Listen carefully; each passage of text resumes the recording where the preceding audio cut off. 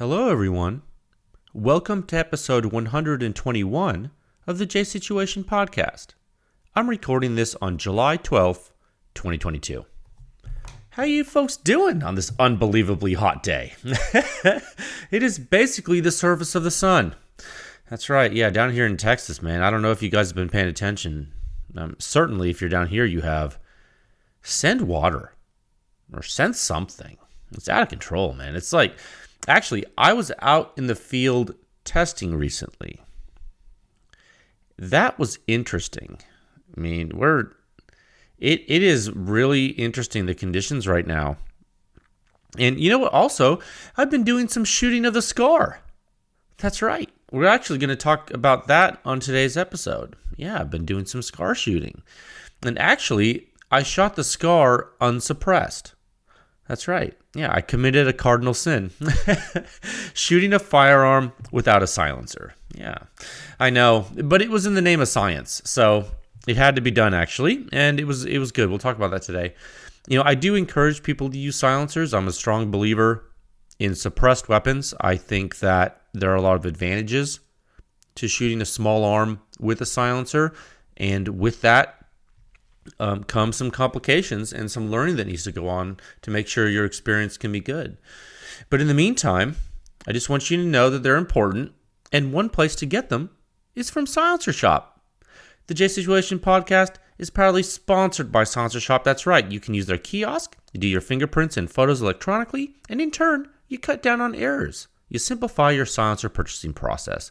That's right. Get a money-back guarantee. It's pretty good. No transfer fees, no paperwork errors, just you and your silencer with no drama. It truly is silencer ownership simplified. That's right. Also, a supporter of this podcast is the True Shot Gun Club out of Arizona.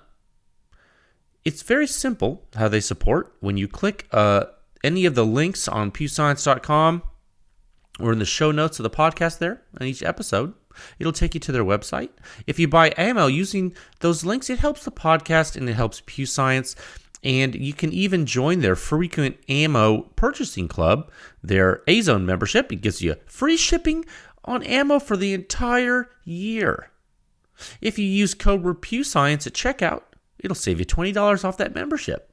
That's kind of cool. So you win, they win, all of you win. And it helps the podcast. That's right. And lastly, and most importantly for this entire effort, the J Situation Podcast is sponsored by Pew Science, pushing the silencer industry forward, one test at a time. Visit pewscience.com for the suppression rating, the simplest and the most accurate hearing-safe ratings for your suppressed small arms in the world, based on true human inner ear response. That's right. And it's not only of just a little bit of the gunshot, it's of the entire gunshot from before combustion takes place all the way until combustion is gone. That's right. It's really cool. And the suppression rating is in Section 5 of the Silencer Sound Standard. That's right. That whole standard on pewscience.com is going to walk you through gunshot noise. It's kind of like Wikipedia, but it's cooler because it's about silencers. There's 7 parts. They're all on the website for you to read. And if you haven't seen it, that's okay. You skip directly to Section 5. It's going to let you know how all the silencers stack up in comparison to one another with regard to sound at the muzzle and the shooter's ear.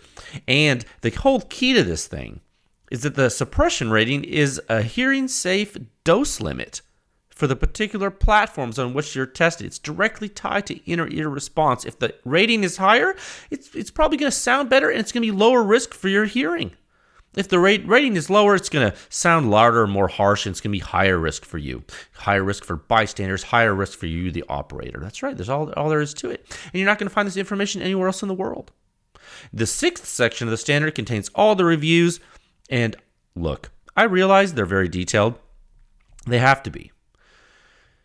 And if you're familiar with Pew Science, you realize why. But that's okay. If they're too intimidating or maybe too verbose, which, let's be honest, could be likely, that's okay. You don't have to dig too deep into that section. You can go straight to Section 7, the Pew Science rankings. There's a table. It's a database tool. You can sort and filter to your heart's content. You find something you like, you click back to the reviews of the table there, and you can go wild with your favorite silencer data needs. That's right.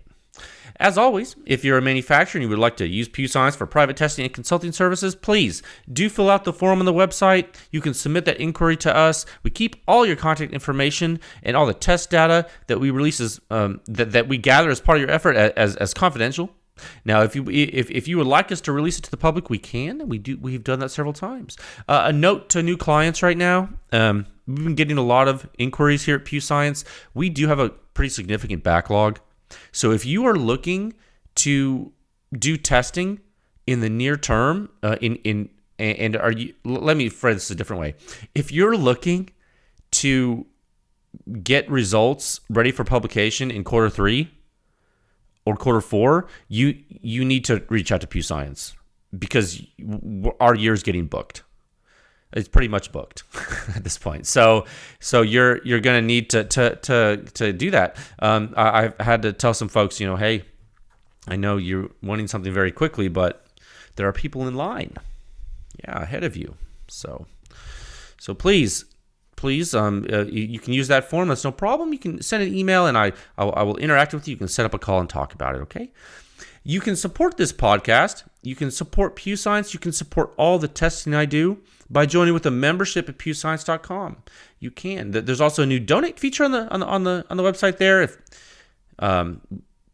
you're not into monthly memberships, or maybe you just get a wild hair up your butt. You say, I feel like I'm gonna maybe throw some Starbucks money at Jay this month for a donation here, and it's tax deductible, and we're going to help out this community effort. You can do that. Or you can say, nah, I'm good. I don't want to do that. And that's fine too. That's right. And also something that's free. You can give the podcast a good rating on iTunes. That would really help. You could also rate it on Spotify. That helps too.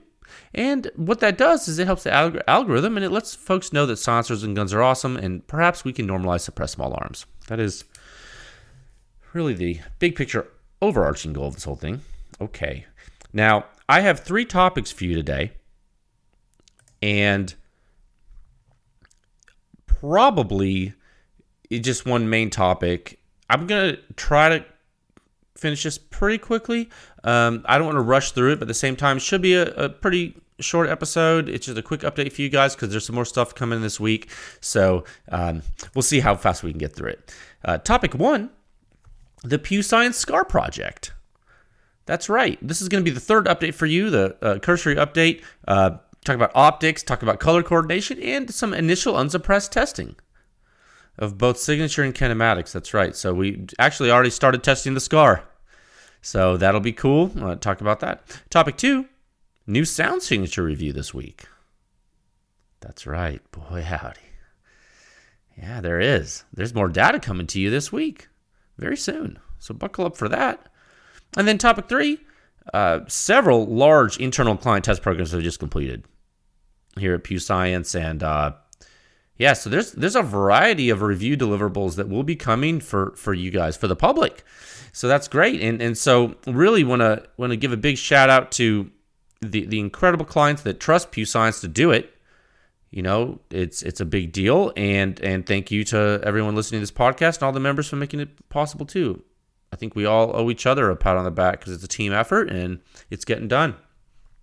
All right, let's move into topic 1 at a time of 8 minutes and 52 seconds.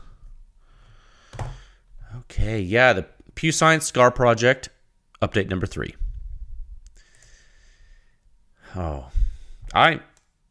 This is actually turning out to be quite pleasant.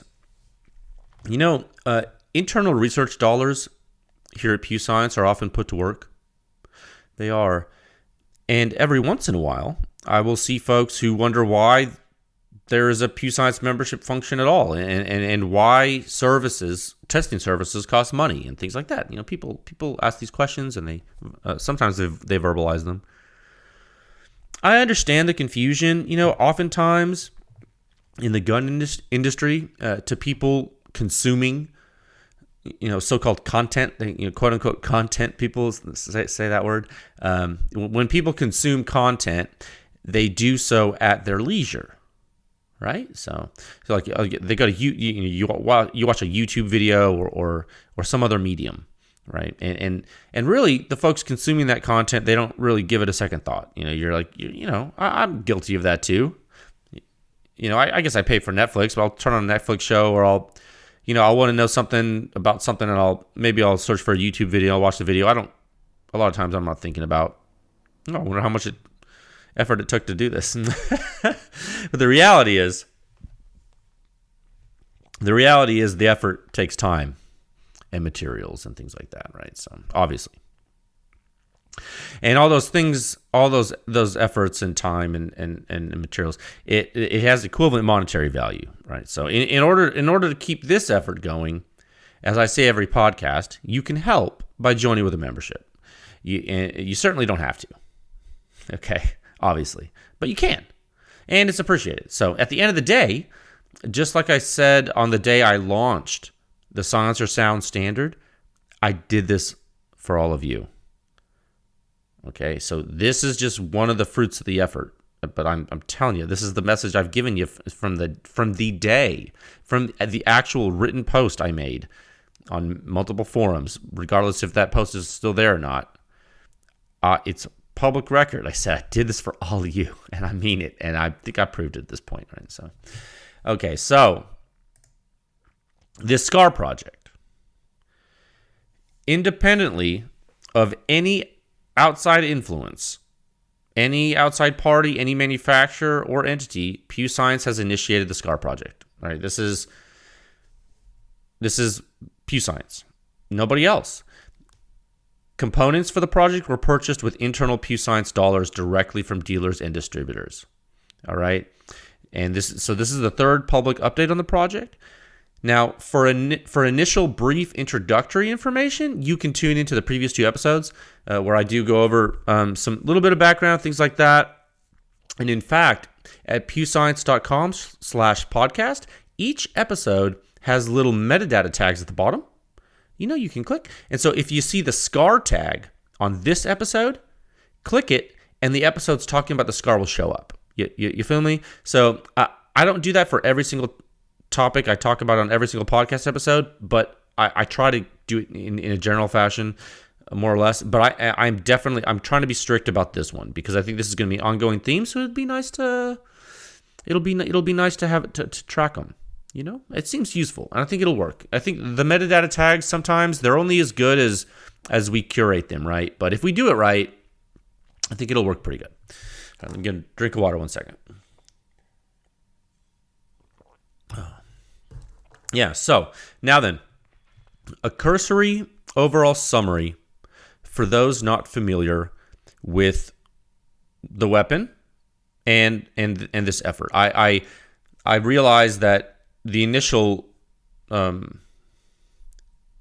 information I've given you, maybe it's better if I repeat some of it. I'm not going to repeat all of it, but I want to give a really good general technical overview so that you understand everything in context going forward. It sounds more formal this way, which I think is important. And what I'll do is, this is update number 3. I'll go ahead and start numbering them. So with each update I give for the project, there will be a number. That way, if someone has a question about the project, I can say, or you can say, oh, well, yes, that was discussed in SCAR Project Update number 6, or, you know what I mean? That way we can reference them just like we reference reviews, just like we reference any section of the Silencer Sound Standard. We'll give a number.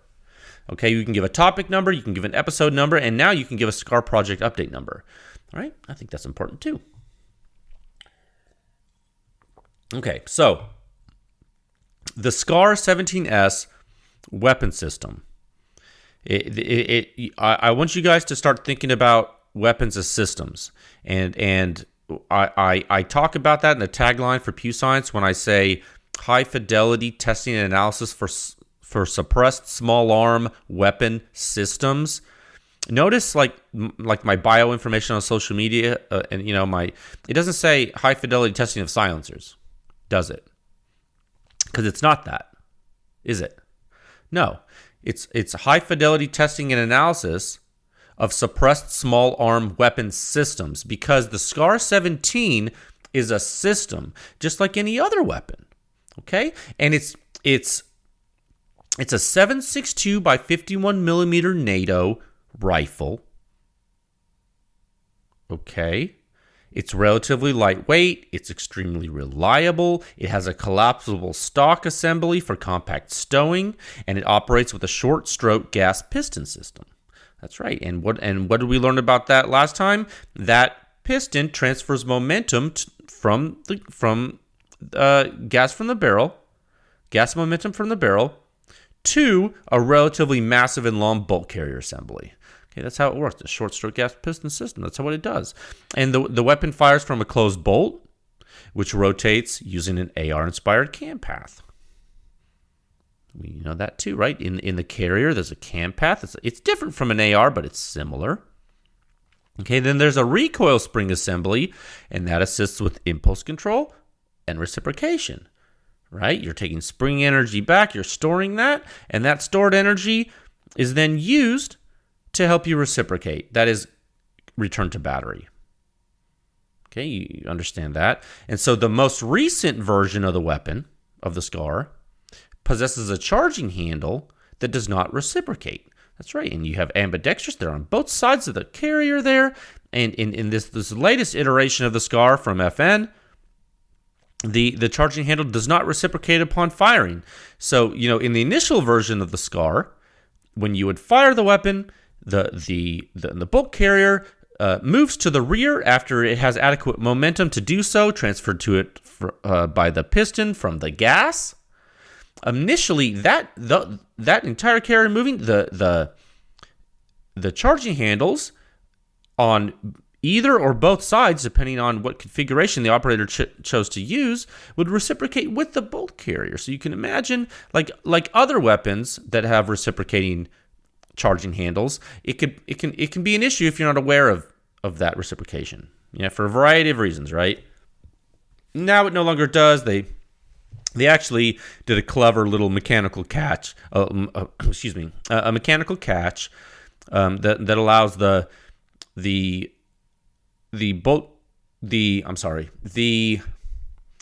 charging handles to still act like a forward assist.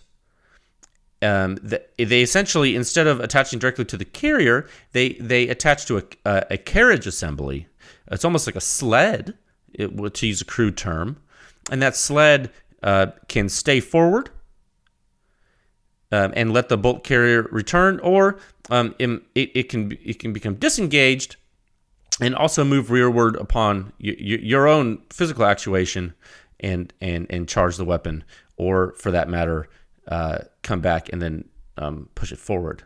So it's pretty slick the way. I mean, it involves a little bit extra parts from the previous version of the SCAR, but it doesn't seem like anything that would really induce a reliability issue that I can see so far. I mean, it's actually pretty simple. Now, in addition to the charging handle being ambidextrous, and that you can switch it from side to side, you can have it on either side or both. There's two. It comes with two there. In addition to that, the controls, the other controls are ambidextrous as well. Okay, so magazine release and bolt catch, things like that. Now, it uses its own magazines. Okay, it does use its own magazines, and they're actually very similar to FAL mags, or the fall mags, as if you're a European, you say, well, it's the fall. I guess sometimes people would say FAL. You always say it FAL. You would say, oh, that's an FAL. But then, you go to Europe, they're like, well, that's the fall. And you're like, that's a different way of saying that. And then you hear some people say, well, that's a FAL. And you're like, huh, you say it different too. Anyway, those mags don't fit the SCAR, but you can make them fit if you do some work to them. Yeah. So I wanted to kind of give you a brief overview, and I think it's cool that it's ambidextrous, and I think did I say that not all the controls are ambidextrous? No, it doesn't have a bolt catch on the right side, but the The mag release is ambidextrous, which is cool. I like that. And it has some modern features that I think are welcome.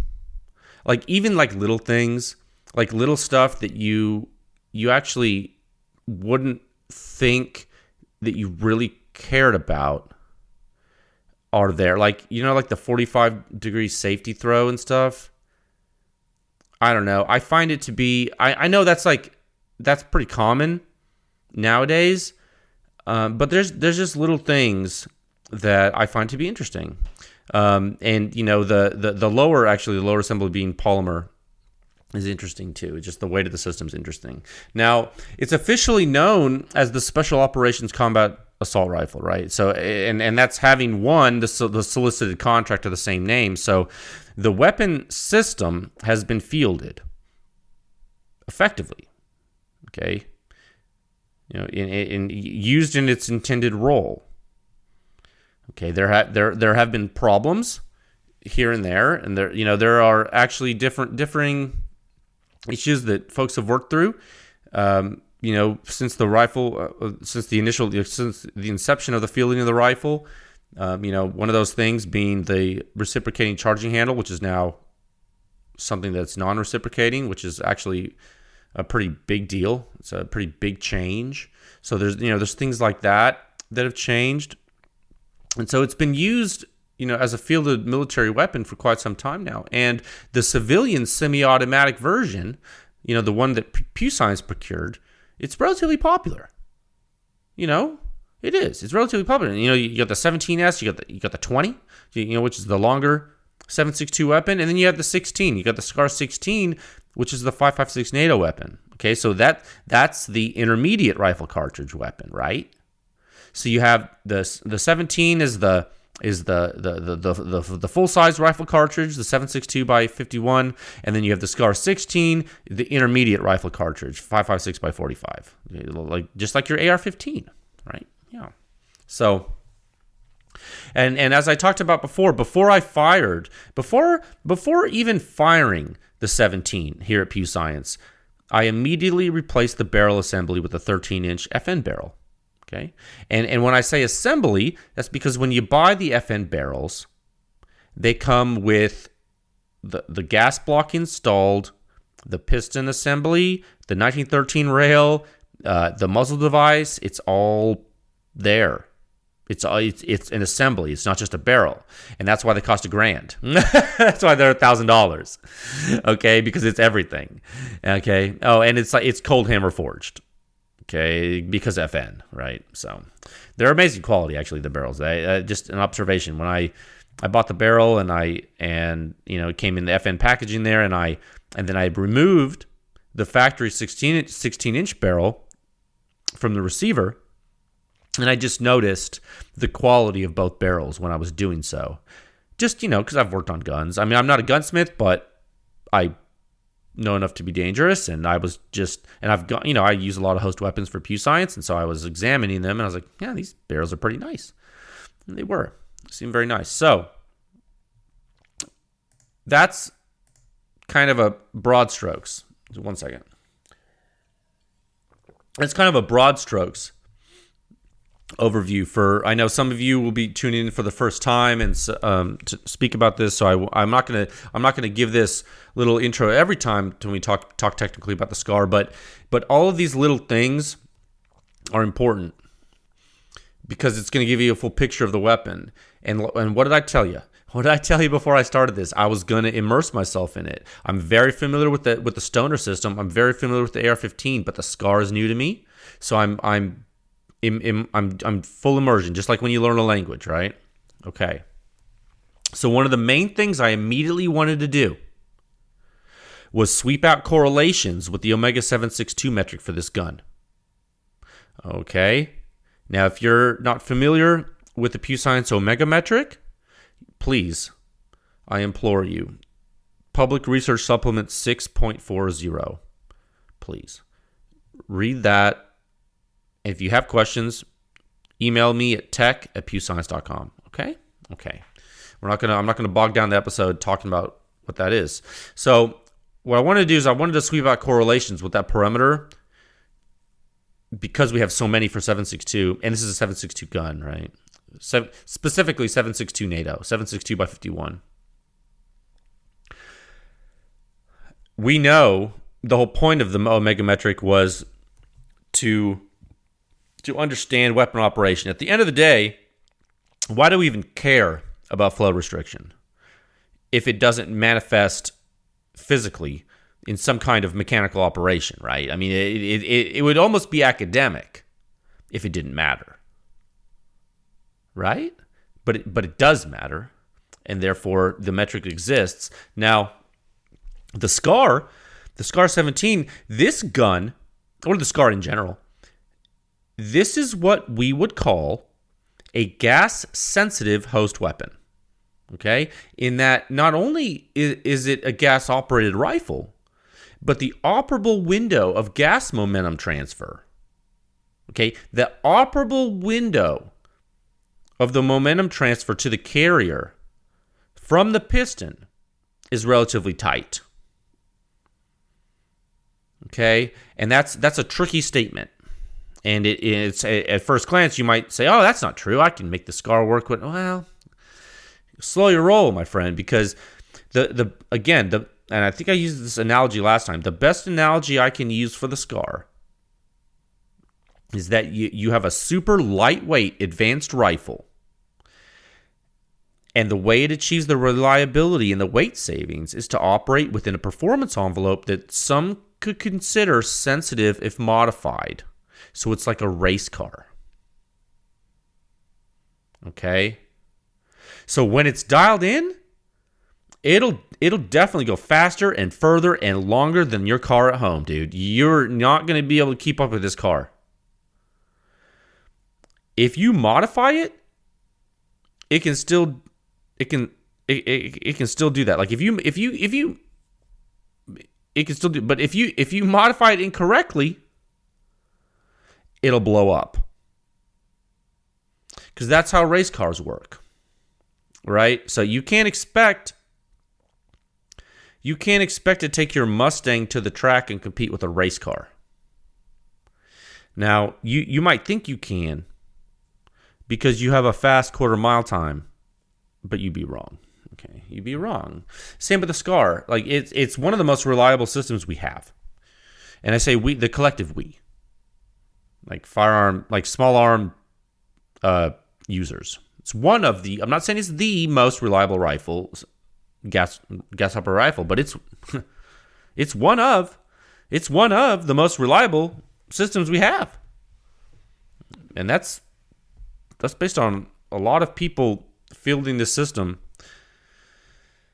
You know, you go there's this machine gun rental place you can talk to. Full auto SCARs run forever, those things. Now, knowing that the gas sensitivity of the weapon and that it is sort of I would say it's a dangerous term to use, but you can say it. I think the SCAR does operate on the bleeding edge of performance. So knowing that it might be sensitive because of that, how do we start to study the gas sensitivity of the SCAR? What is the... Like, what do we do? Like, what's the approach? Well, the first thing we need is a method to adjust the gas impulse seen by the piston. We have to. Okay? Because remember, the piston is the middleman between gas momentum and carrier momentum. I spoke about that last time. It's everything. It's very important. Now, and the good thing is that we have a switch on the SCAR, and it has two settings. And depending on your philosophy, you can call the more open setting adverse and the more closed setting normal. Okay? Or you could call the more open setting normal and the more closed setting suppressed. Okay? Now, your nomenclature and even FN's nomenclature is inconsequential to this project. It does not matter. You can call it whatever you want. You can make up new words. I don't care. What I'm trying to tell you is the only thing that matters is that one setting allows more gas impulse to impact the carrier and one setting allows less gas Okay, and so that's one part of the regulation. That's one control. We have a few knobs to turn. That's one. Like, well, actually, literally and figuratively. That's I guess literally a knob. But broad strokes. That we have many things to play with, and what's one of them. Now, the second part to the system that you can play with is the part that's feeding the switch orifice. Because that switch orifice is fed from the gas port on the barrel. Yeah. The gas port on the barrel feeds the switch orifice through an orifice screw, which is basically a replaceable gas port orifice insert. And that insert can be of variable size. You can get different inserts with different hole sizes. So you can have different flow velocity, or actually flow rate. Both. Okay, so the goal here, I'm saying a lot of stuff, but you got to realize this is important I'm going slow because I want people to understand, and I think it's the best way. The goal is to vary the orifice size in both the port and the switch in order to study how the weapon behaves. And in order to do that properly, we have to keep the barrel length constant, and we have to keep the ammunition type constant. You feel me? Okay, it's important. We have to eliminate variables to study the influence of certain parameters. Now, I'm saying this up front because remember when people got really impatient when they're like, well, how come Jay keeps testing bolt action? Oh my gosh, can't he just test ARs? Oh my gosh, I don't even pay attention to PEW Science because he tests bolt action. Well, look at us now. Because what are we about to do with the bolt action data? Okay. All right, 1 second. Man, I'm so thirsty, and I think it's because, gosh, I had really intense powerlifting training yesterday.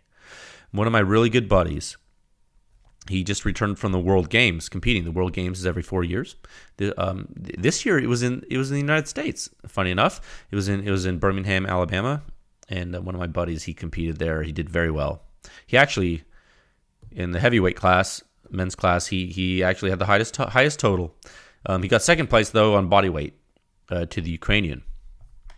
I don't particularly respect the Ukrainians. I mean, the Ukrainians are smart, are strong, but those countries cheat, man. They've been known to over the years, and so I don't know. I'm not accusing that guy of cheating, but it's kind of well known that the former Soviet republics had a lot of doping issues. Let's be honest. Let's not try to play political games. Suffice to say, I did a lot of powerlifting, so I've been pounding water.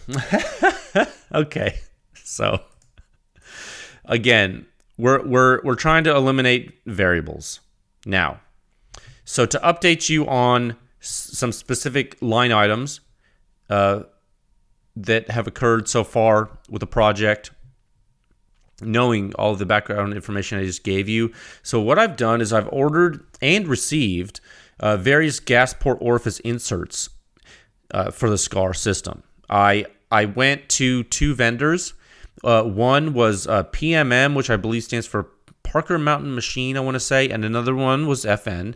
But the FN vendor, I think they must have an exclusive distributor relationship or something, because Midwest Gunworks is the only person I can find that's selling a lot of these parts. And so I went to I got some orifice inserts from both PMM that are both PMN and FN. The PMM inserts have hex screw head features. Okay, so they're you can install them with a hex wrench, which is interesting. Now the FN inserts, they're just like the stock one in the gun, in the two barrels that I have, the 16-inch barrel and the 13-inch barrel, which both, by the way, have different orifice screw sizes.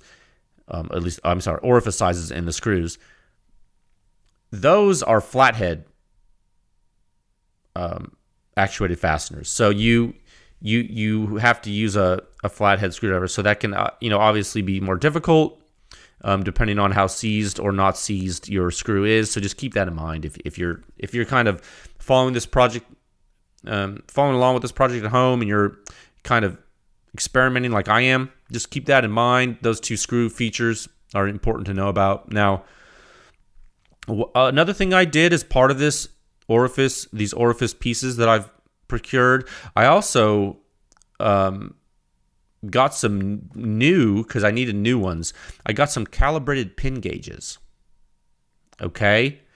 And now, for those of you that don't use a lot of different measurement apparatus, a pin gauge is literally it's a steel rod of a certain diameter, and that diameter is very, very exact, and the tolerance is known, and you can calibrate your own pin gauge with a micrometer that is therefore calibrated. Right? A lot of times in measurements, we will calibrate instrumentation using a calibrated calibrator.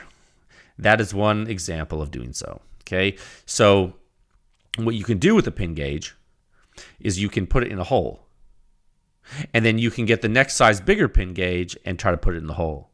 And if that next size pin gauge don't fit through that hole, that first pin gauge was the size of the hole. You know what I'm saying? Yeah. trying to be simple here, but that's like a go no go test with a pin gauge.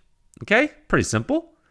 That's how a pin gauge works. So the reason I did that, the reason I bought those gauges, I'm not saying you have to buy them. The reason I bought them, or PEW Science got them here, is because if and when I change these orifice screws, well, I'm going to tell you what they are. Because you know how many times have you bought a barrel with a gas port size? You ever taken a pin gauge to that gas port? Yeah. I'm not saying you have to. I'm not saying it matters, but it might. You feel me? So I think that if I'm going to verify the orifice sizes, I'll publish the verification of the orifice sizes on the website for reference. If it's appropriate and if it's useful, I think I'll do that. One second. I think I'll do that. I think, that'll be interesting. So that's the first thing that we procured in the past week.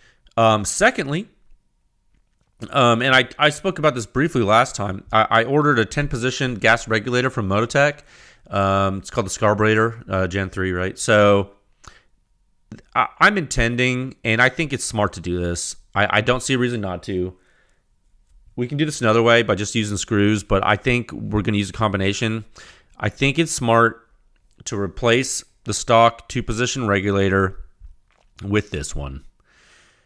Because, just unfortunately, guys, for this type of study, a 2-position switch does not allow for expedient field measurement.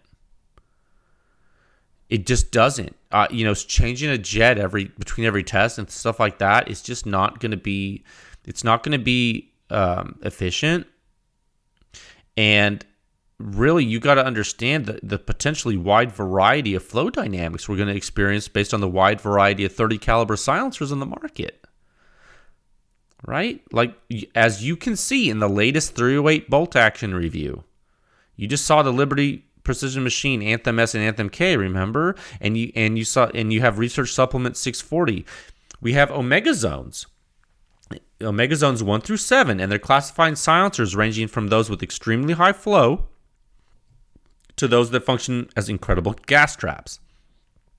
Right? So silencers affect flow differently. Okay? They really do. So this regulator's on back order, and will, unfortunately, it's going to slow this project down a little. Okay, I ordered it. Well, you know what? I owe you an update, and I don't know. It's not going to take too long to do this. Let me just pull up my email really quick, and I'll check when I ordered the regulator. Because I remember they said it was going to be like Mototech. They said it was going to be like a 30-day thing. So let's see. Mototech. Order has been received. Oh, no. I ordered more than one thing from them. Okay, the first one. Let's see. June 22nd. Okay. Okay, so we have a few more. We probably have a week or two more, give or take, right? Just, it's not going to be exactly 30 days. It might be sooner, it might be later, right? So we have a week or two, give or take, until we can get the 10 position gas regulator in and install it on the weapon, right? So okay, so we're waiting on that one now, because it's okay. We have a lot of things to do, but this is but one project being worked on at PEW Science currently. There's many projects, as typical, right? We don't just do one thing. That would be weird. You can't just do one project at once. You obviously are multitasking. So now, something to be said about the 10 position regulator. It's going to give orifice sizes that are not straightforward to compute with a pin gauge. Okay, and I want to say this up front, and I don't know that a lot of people are thinking like this, but some of you might be. A lot of you are engineers that are listening. A lot of you are scientists. Some of you are just gunsmiths that are super tuned in to how ARs work. But remember, this is not an AR, and also, you might want to do something yourself. So I just want to give you this education so you can understand and set some expectations here if you choose to use this apparatus. In this regulator that this gentleman Eddie at Mototech makes, there's not a linear. Well, let me choose my words. There's not really a linear gas path, and we're dealing with supersonic flow. Okay? And the flow is certainly choked. Now, there are things going on beyond what you're capable of guessing based on the settings. Meaning, like, every time you turn it from, like, position 0 to 1 to 2 to 3 all the way up to 10, like, he's spoken about it publicly, actually, and he spoke to me about it. I called him on the phone. We talked about it. It's possible that it sweeps out a pseudo-linear momentum transfer to the piston. Like, maybe, but we'll see. You feel me? Like, it's not like you're going to, like... I'm saying this in a complicated way. Let me say it in a more simple way. It's possible that when you are tuning your gun and you change the knob from 3 to 4 and 4 to 5 and 5 to 6, like all those settings like do kind of the same jump, but it's also possible that it doesn't. Meaning that like there's going to be some nonlinearity. We already know there's nonlinearity with regard to the flow characteristics inside it because this is literally supersonic choke flow through crazy orifice like a geometry, and there's no way it's linear. Now he's done some things geometrically to make a scaled adjustment system, which I think is pretty clever. Now, keep in mind I haven't used it yet, but from what I am understanding, from how he described the design, I think it's clever. So I just want to set some expectations because some people are going to like, I know there's a lot of different types of gas blocks, right? Like adjustable gas blocks. Like some people, for example, use superlative arms,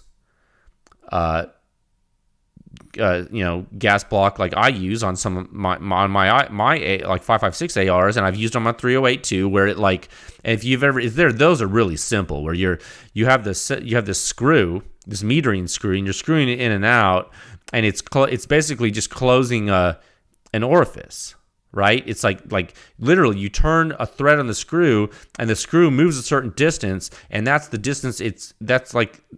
You could correlate that with the area change, the flow area change, right? Really easily because it's like a linear travel. Well, what I'm trying to tell you about this SCAR, this 10 position thing, it's not like that. Okay. He told me like he uses like a hyperbola in the geometry so it's like a hyperbolic change in in path. And so, you know what I mean? So yeah, it's not linear, and he did that probably because he noticed that the gas dynamics were going to do something. And so he took the non-linearity of the flow dynamics, coupled them to a non-linear adjustment mechanism, and probably got close to a linear end result. You feel me? So that's what I think he tried to do.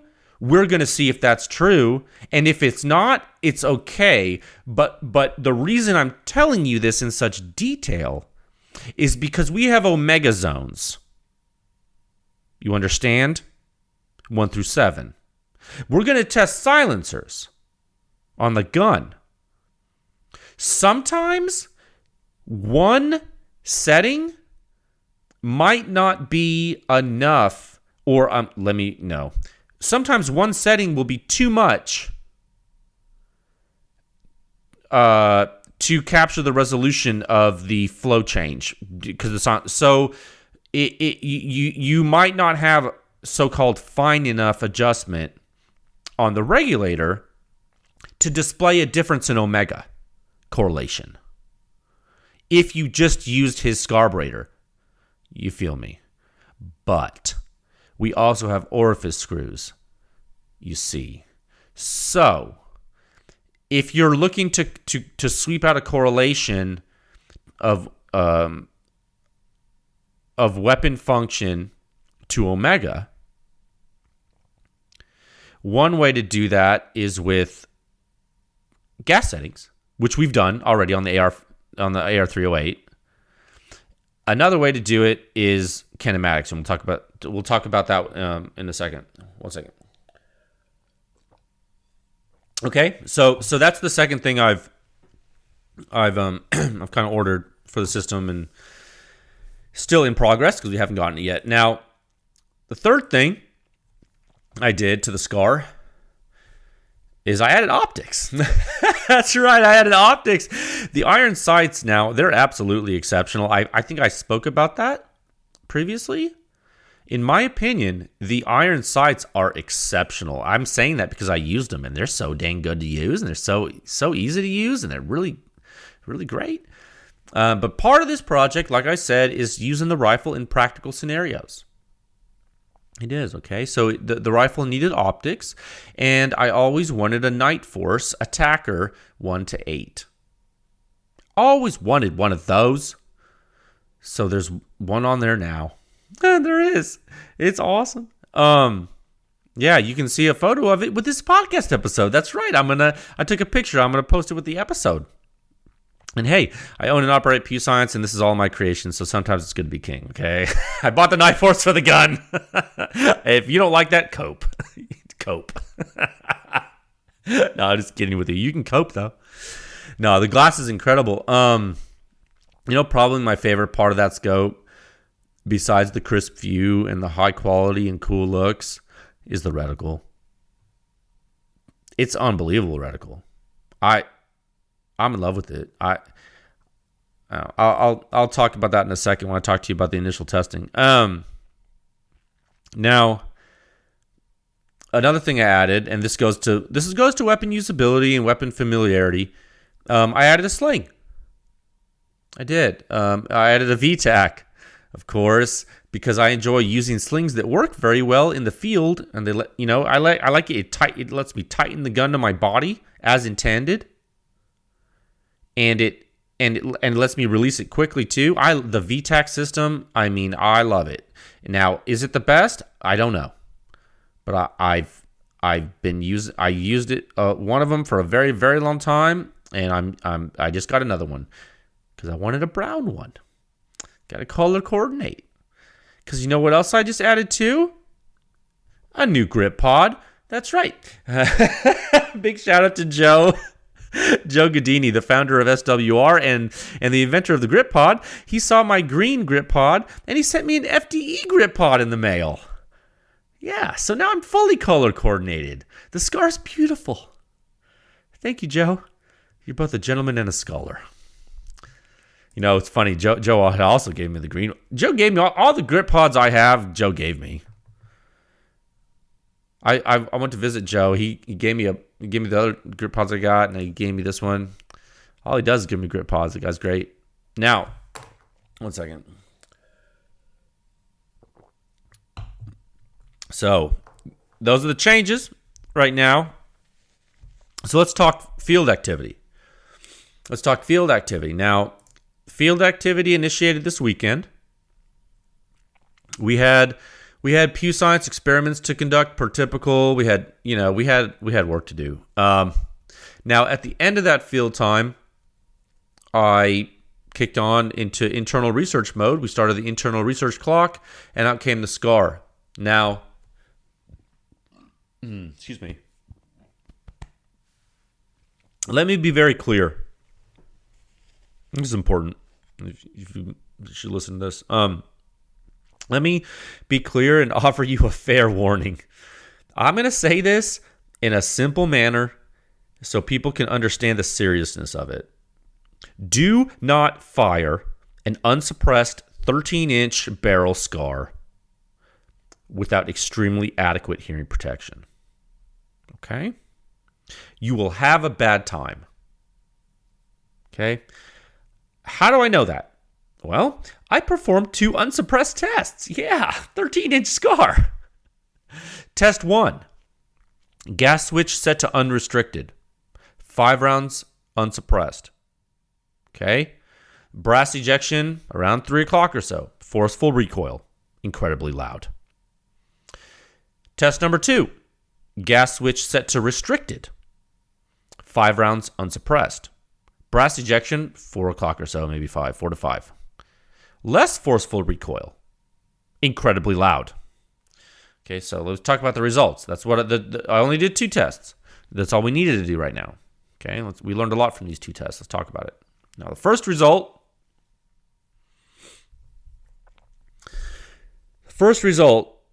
The ejection function mimicked the function that I spoke about last episode with the Huxworks OSS HXQD762. That's right. Remember when I told you I shot the silencer, I didn't shoot it unsuppressed, and so we didn't know if the ejection pattern was being influenced by the silencer, yada, yada, yada? Well, guess what? It's the omega metric of the Huxworks, the OSS, the omega metric's very low. So we knew, based on how the silencer works, it was safe to shoot on the SCAR. So this initial unsuppressed, instrument. Oh, by the way, sorry, I don't know if I told you. These are instrumented tests with PewSoft. These 2 tests. Okay, so these initial tests offer partial, but not complete, because ejection pattern doesn't always tell everything. But they're partial confirmation that the influence on the SCAR by the OSS is somewhat minimal. Okay. Now, back when I used the silencer on the gun, I didn't instrument that, okay, with this weapon. So we're going to need to examine data when we do instrumented testing with the OSS and SCAR. We'll look at data, but so far, just shooting the gun unsuppressed, things are looking promising for the OSS silencer's function on the weapon. Okay, now that brings me to the next result. Now, the second result here. Like I said, these 2 unsuppressed tests were instrumented. So we successfully acquired bolt closing signatures in late time during both tests. All right? And guys, this is where you really need to pay attention. Okay? The difference in the 2 gas settings on the timing of those bolt closing signatures is non-trivial. Okay? We're talking significant timing difference, guys. Your bolt is coming back faster when you use more gas, and it's not by a little bit. So right away, you are seeing that without a silencer, on the gun, no unsuppressed, no silencer, without a silencer, by operating that 2-position switch, you were grossly changing the weapon kinematics of the SCAR. Okay, the stock switch. This is the stock 13-inch CQC barrel. I literally took it out of the package from FN and put it on, and took the 16-inch barrel off the gun, put the 13-inch one on. And I'm shooting this gun unsuppressed. I can tell you by operating that switch that's on the gas block, the stock switch, nothing else has changed. You turn that from whatever setting it's on to the other setting. You shoot that gun, you are grossly changing the weapon kinematics of the SCAR. Okay, so this is non-trivial. It's important, and we need to understand the implications of it.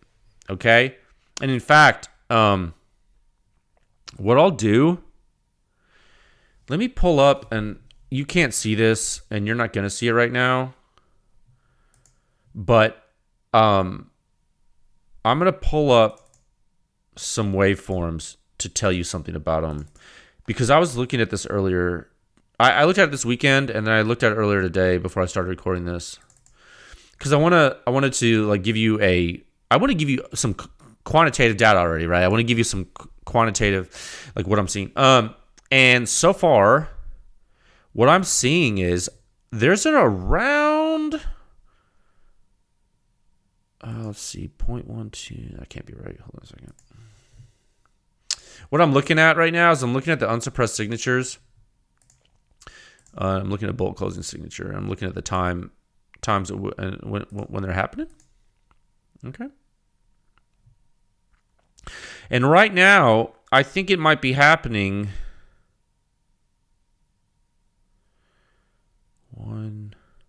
20 milliseconds later. Is that right? Yeah. Oh my gosh. Wait, let me make sure my time scale is right. 1 second, guys. Just bear with me for a second, okay? You're patient. I'm just gonna multiply some curves by number. 1 second. I'm dealing with raw data right now, like literally, like nothing is in the form you would see it. 1 second.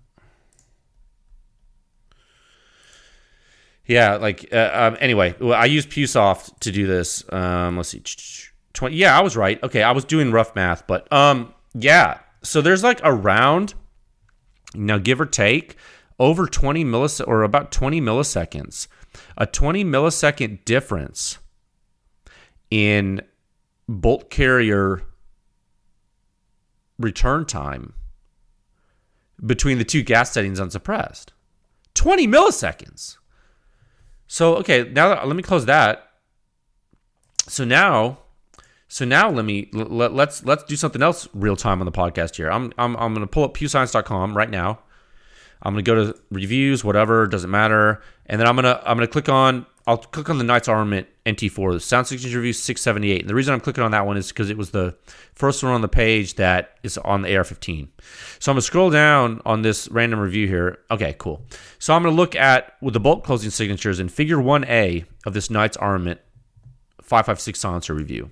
I'm looking at Figure 1A. I'm looking at the bolt closing signature. It happens around 80 milliseconds or so.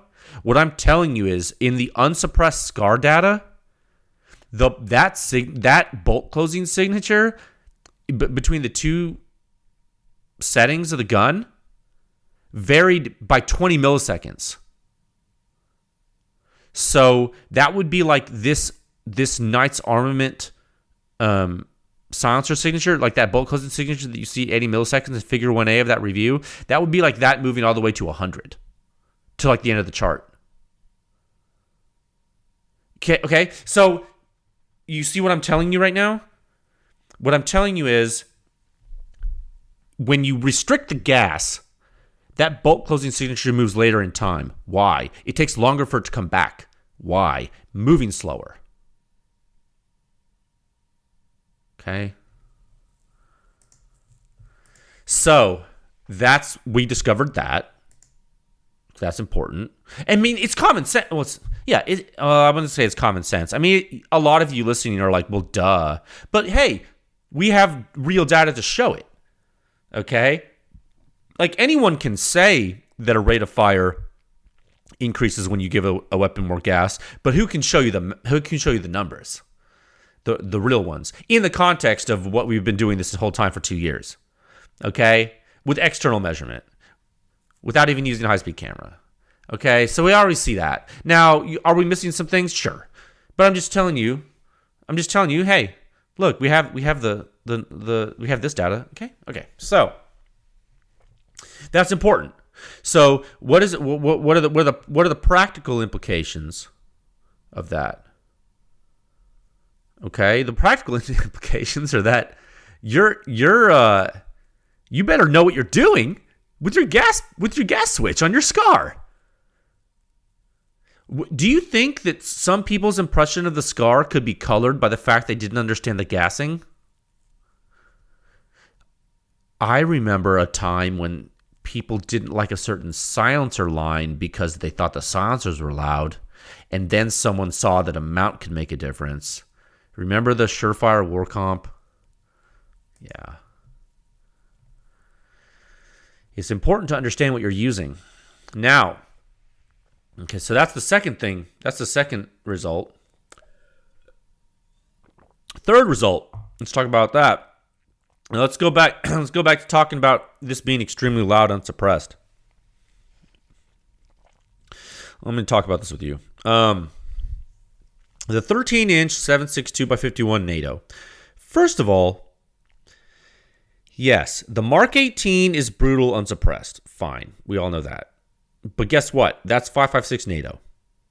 7.62 NATO is a man's cartridge, and firing that out of a short barrel unsuppressed is hearing damage USA population U. Yeah, and you know how I know that? I was only wearing plugs. Yeah, it made my ears ring with plugs in the name of science. And I have I didn't want to wear it. And here's the thing, guys, and this is bad. I'm going to tell you something I messed up. I didn't want to wear double hearing protection because I didn't want to influence the transfer function around the human head due to undue blast wave reflections off of the earmuffs. I literally damaged my hearing more, my ears more, because of experimental control. And this is not the first time I've done it. It's stupid. Please don't do it yourself. But yeah, it's my fault. But yeah, so I've done a lot, and it's just in the name of the effort. Okay, it's my choice. I'm a grown man. I have to deal with the repercussions. I understand the risks. Now, I'm going to tell you right now, for the future, and now hear this, and this is because this is me. This is my body. Okay, so this is important. I'm going to tell you right now, you guys are just going to have to deal with a small data change for unsuppressed 13-inch SCAR because I'm not doing that again. Okay, I'm gonna be wearing double hearing protection when I do unsuppressed firing like that, and so if it's going to influence the waveforms, and you're just going to have to deal with it. Okay, and I'm telling you that, like, I've weighed the cost benefit, and if I had my druthers, I would not wear muffs, but I do not know how else to protect myself enough. So I'm making the call to use additional PPE, and for the unsuppressed, you're just going to have to deal with that, and there's no one that's going to convince me otherwise. I've damaged my ears enough for PEW Science. I'm not doing it anymore. Okay, I'm just putting a line in the sand. I just want to know that, so if it comes up, because it might later. For some reason, you don't hear people scrutinizing this, but that the signatures are different when you wear like earmuffs versus plugs. Like the human, that, right? The transfer function in the human head changes, right? So all the suppressed testing, it's all plugs. Okay, what I'm telling you is the unsuppressed testing, it's all going to be with short barrel rifle like this supersonic. It's all going to be with double, because I can't do anymore. Because you got to keep in mind, this was in the free field. Imagine if it was inside. Imagine if you were just wearing earplugs and you fired an unsuppressed 13-inch 308 inside a building. You think that's okay? My ears, I can tell you right now, guys, as I'm recording this podcast with my headphones on, speaking to this microphone, my ears are ringing. That's permanent now for me. I have tinnitus, like, permanently. From PEW Science. From testing the efficacy of several government studies on myself. So I would know that it's correct. You don't even know what I've gone through for this. Yeah, man. Like there's testing that, and that's why I got so upset. That's one of the reasons I didn't get upset. That's one of the reasons I thought it was so absurd when people were insinuating that users should just do blind tests with suppressed weapons, with unprotected ears, and they called it a Pepsi challenge. That's why I was so hard line on that. I was like, don't do that, you idiots. Whoever says that is an idiot. Okay, I'm serious. Like, it's one of the dumbest things you can do. You know, if you're just going to do it off the cuff to consumers, you just have a bunch of consumers lined up and blow out their eardrums for your marketing. It's horrible. Okay. Hey, when the X-ray was developed, that thing was tested on people. It's not trying to say this is as important as the X-ray. I'm just saying people have done stupid things in the name of science. Okay. So anyway, I wanted to tell you this as a public service announcement. Please protect yourself when you're shooting short barrel rifle, unsuppressed and suppressed, but especially unsuppressed. It's dangerous. The muzzle blast literally knocked over some of our instrumentation at one point. I felt that in my soul. And those of you who have shot unsuppressed centerfire rifle with very short barrels, a lot of you know that. It rattles your teeth, man. You ever shot one of those old HK51s, like full auto? It'll rattle your teeth, man. It'll rock your world. I felt that in my soul. Dude, that was loud.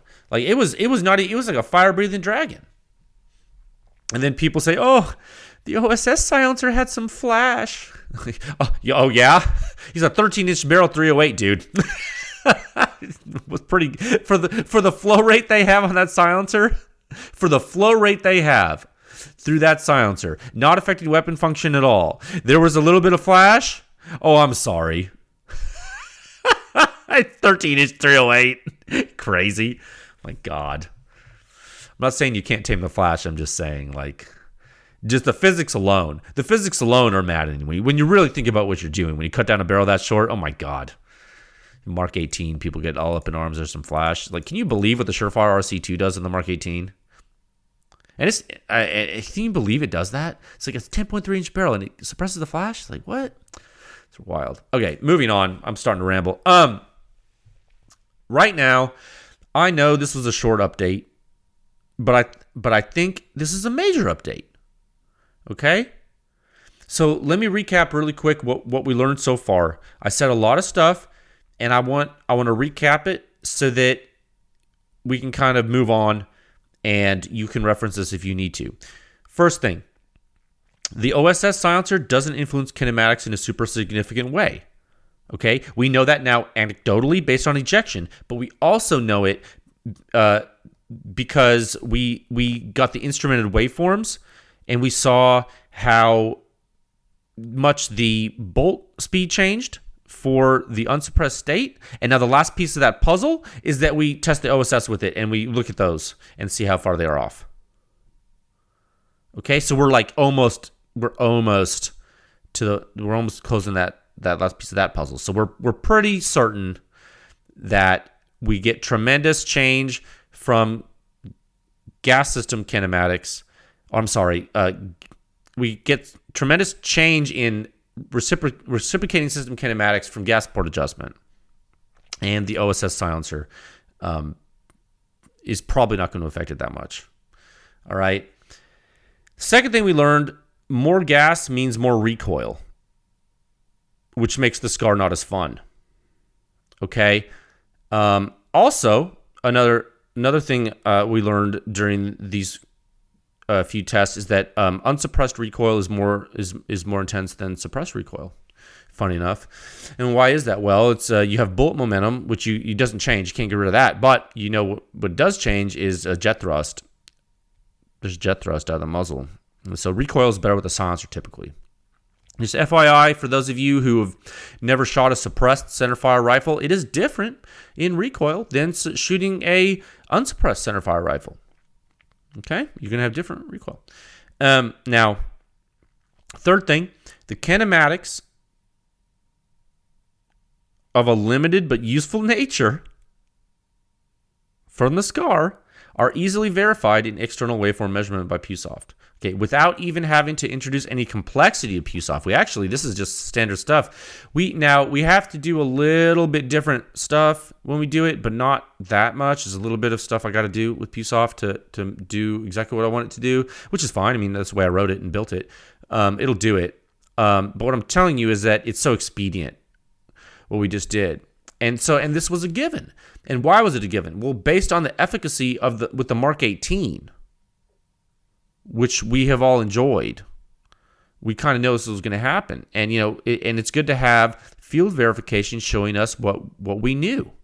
The bolt carrier speed with the less restrictive gas setting would be higher than with the more restrictive gas setting. Okay, so that's a win. So we learned that. Okay, that goes back to what we'll learn with the OSS silencer. We're learning about these kinematics. And so right now we're really getting solid data. We're not only verifying things that show why folks have said what they've said about the SCAR, but we're putting numbers to it already. And I haven't even done an instrumented test of a silencer on the SCAR yet. Isn't that cool? Yeah. Now, finally, fourth thing we learned that the Nightforce ATACR, that 1-8 Nightforce is titties. I'm telling you, I didn't really go into my impressions of the scope. When you look through that scope, it is so dang clear. And the reticle is so dang bright. It's brighter than you need in broad daylight. Like sun's out, no clouds bright. It's just amazing. And then you zoom in on the dang thing, and you get this reticle. It's so clean. I love it when it's zoomed out to 1x. I love it when it's zoomed into 8. I just love it. iBox gets a little tight on 8, but who cares? I don't know, man. That is nice, dude. Oh, and also it's FDE. Like I got it's not even black, man. It's all color coordinated. Even the scope is baller on this gun right now. So, I mean, I know I'm giving you some highly subjective information. But yeah, that Nightforce put a Nightforce mount too. It's the Nightforce. I think it's called the Ultra mount. It has 100 inch pound. It has 100 inch pound rail torque. On the cross bolts. I was like, word? It's like, that's crazy. I guess they don't want to move it. So yeah, that's what I learned so far, and what you're learning with me. Isn't that cool? We learned a bunch of stuff. So stay tuned. Stay tuned for more updates. So still waiting on the regulator. Still learning the weapon. Might take it to distance this weekend. Let you know how that goes. I will not be using a different silencer than the OSS until I can get a regulator. Okay, I can tell the system's already overgassed from the factory, clearly, and so I am not going to risk anything by changing silencer. And I really don't want to install a different orifice screw until I have the regulator to help dial it in and fine-tune it. I don't want to go down that road yet because I know as soon as I start changing ports, it's going to be a whole thing. Watch, I'll do it anyway because I get the bug. I wish I had that regulator now. I want to do it so bad. Oh, so badly. I want to do that so badly. I wish I had that. When he told me he was back ordered, I was like, okay, that's cool. It's fine. I wish. I want to do experiments, but it's probably better because I'm too busy with other stuff. So this will probably throttle me, which is good. So I hope this helps. I hope you found the update informative. Okay. And so I will give you update number 4 of the PEW Science SCAR project when I have something to give you. Okay, so So some of the updates, like this one, will be a little bit long. So some of the updates will be short. Some will be very technical. Some will be anecdotal or observational. Some will be short. Some will be long. Some will be just right. Okay. I enjoyed that. I think it's going to be a good thing. Okay. Topic 2 at a time of 1 hour, 14 minutes, and 54 seconds. Oh my God. We a whole hour. I was like, this is going to be a fast podcast. He spends an hour on the first topic. These next ones will be fast. Topic 2, new sound signature review this week. That's right. Boy, howdy. Buckle up, my friends. Yeah, more data for the world, PEW Science. We're back this week with an article for you folks. I think it's a good one. I think it's going to show neat stuff. I think people are going to continue to see why PEW Science has completely changed the game regarding the silencer market right now.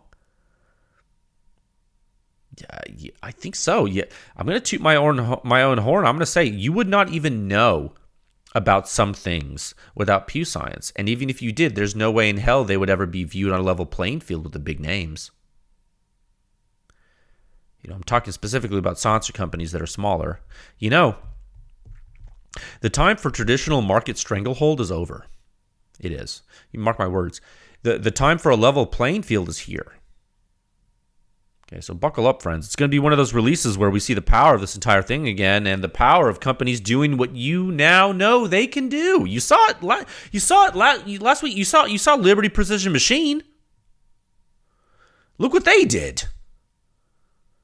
Have you seen? I'm serious. You guys, the Anthem S and Anthem K. Oh my gosh. I mean, people are talking about that. They're like seriously, like competitors to Liberty Precision Machine are telling me they're like, wow. I'm like, I know. Imagine. This is 2 years in right now. Imagine. It takes a little while to get a business ramped up and like exposure and stuff like that. Like it's taken me a long time. A little 2 years in here. Imagine we can do it 2 more years, guys. What will be here? Imagine what you'll see. The world is our oyster. Topic 3. Stay tuned this week though for some neat data. Topic 3 at a time of 1 hour. Losing my mind. 16 minutes. Oh, I missed the post. See, that's what I get for goofing off. Time of 1 hour, 17 minutes, and 7 seconds. Okay. Just closing topic. He has SCAR on the brain. Topic 3, several large internal client test programs. I just wanted to say thank you. We really did a lot of client testing recently. And so because of that, there are a variety of review deliverables that will be coming for everybody, for you listening. And so I wanted to say a big thank you to the incredible clients that trust PEW Science to perform the work. That's really huge. You guys trusting me to do the work is big, and I think it's paying dividends for everyone, both for you and your companies and your research internally, and then when you release it to the world, it really helps the consumer, guys. It really helps the industry, so thank you for that, and big thanks to all the members making the effort possible. I cannot do it without you guys, okay? It's been an incredible first half of the year, and things are insane in the second half, so we've done this first and second quarters. I mean, what are we in July now? Yeah, we're past that. So a lot of test programs have occurred, and there's some you guys are going to see relatively soon. I'm excited about it. Please be patient.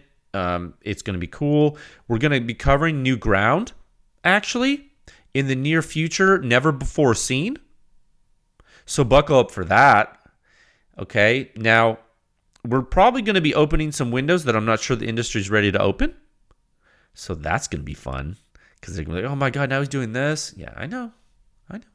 So thank you to all the clients, the members, all you folks listening. I couldn't do it. I could not do it without you. Please stay safe.